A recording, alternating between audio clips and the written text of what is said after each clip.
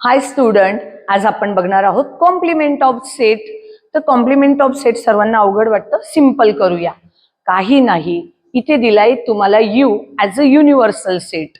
हे आहेत यू चे एलिमेंट आणि हे आहेत ए चे element. Complement of set A काढायचं आहे तुम्हाला.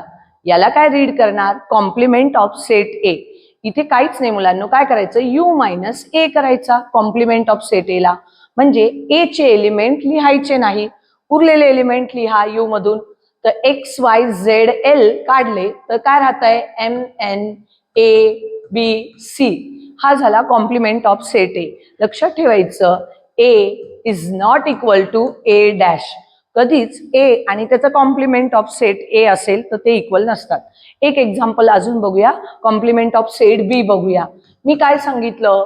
ज्याचा कॉम्प्लिमेंट काढायचंय ते यू मधून मायनस करायचं. इथे यू मायनस बी करा, म्हणजे एल एम एन ए काढून टाका. कोणामधून? यू मधून. तर चला, काय राहिले? X Y Z L M N A काढा, कारण ते बी चे राहिले. काय मग?